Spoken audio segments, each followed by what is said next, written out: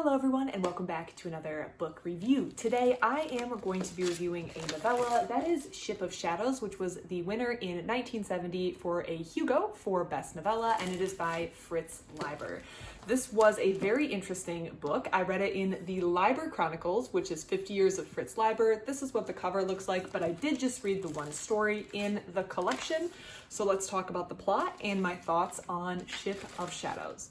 So this is the first Fritz Leiber that I have read. I don't have any preconceived notions about the author. He wasn't someone I had heard of before reading this short story, so this was an entirely fresh perspective going in. The short story, the novella, takes place on a ship, we learn, and we are following an individual whose name is Spar. Spar is limited in his sight, his vision. That is a key part of the plot, so he can't really see everything clearly around him.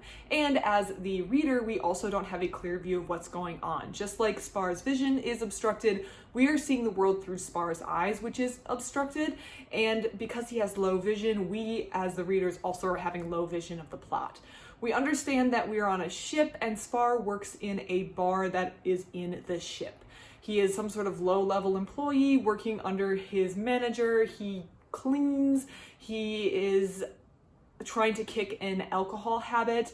He also doesn't have any teeth, which bothers him, and he's just trying to go through life. He, at the very beginning of this novella, finds a cat, which cats have some sort of reputation on this ship as maybe being associated with witchcraft, which is a fear that permeates the entire story. But Spar is just trying to live his life. Things kind of get interesting when he's doing his normal shift, which is working in the bar, and there's all of these seedy or interesting, I would say, I don't want to say low life, although some of them are low life characters that come into the bar and cycling through. He encounters a man named Crown. Now, he has met Crown before. Crown is kind of a, let's call him a big fish in a small pond. That was the idea I got about Crown. He's a man on the ship who has a lot of pull over a number of women on the ship, who he somehow has some sort of controlling relationship with.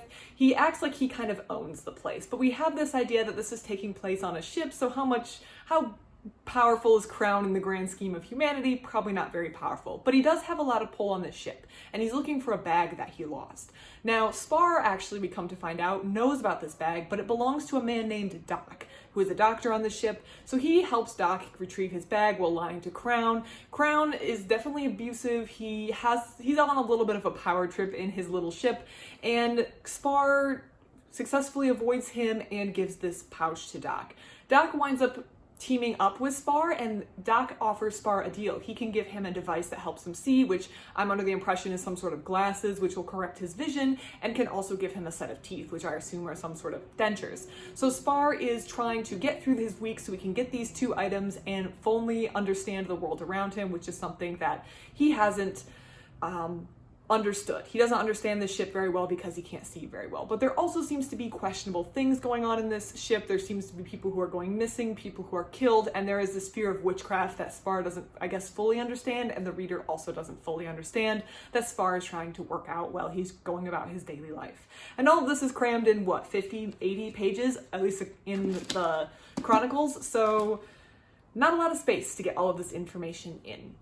I do like the parallel of like the reader not knowing what's going on, at the same time Spar doesn't know what's going on, the idea that we can't really see anything that's going on clearly in our mind's eye because Spar can't physically see very clearly. I liked the characters. I liked how we have to kind of, as the reader, figure out what's going on along with Spar. I felt like that was very, very interesting, and I really liked the way that Leiber built the world. He's just giving us little pieces here and there as the ship was built. I think I started figuring things out the closer we got to the end of the book. I do have to admit, the first 5 or 10 pages, I was quite confused, but I think that was the intention of the author, to keep us confused because our main character, our narrator, is also confused. So I do like that aspect, and I like the way the author handled that. I think one area that I felt was a little bit rushed was the ending. We got to the ending and all of a sudden everything was explained to us immediately and the novella got wrapped up. And I think maybe that occurred due to space constraints. I think if the author was trying to put out a novella, he may have run out of words or page count. I'm not sure what the agreement with the publisher was, or if there was some sort of limit. I don't know if this necessarily warranted a full novel, but it did feel a little exposition-y maybe at the end, where everything was just kind of laid out and we understood what was happening. I feel like that I would have been okay with some ambiguity, I guess is what I'm trying to say, with regard to the ending, in order to not have that like rushed feeling at the end. But overall, I did enjoy this entire book. I enjoyed, or the book, the novella. I liked the pacing. Initially I was a little frustrated by the confusion, but I think it really worked once I had read the whole thing. So if you do read Ship of Shadows, I highly recommend just giving yourself time to be confused and allowing yourself to be confused and not expecting to understand everything right away. It did take me a little bit to understand what was going on, and I think it may take you a little bit to understand what is going on. So never fear. If you are confused, you are not the only one who is confused. If you have read Ship of Shadows by Fritz Leiber, please let me know what you thought about it. If you also felt confused, if there are parts that you liked or didn't like as well, please let me know. I would love to hear it.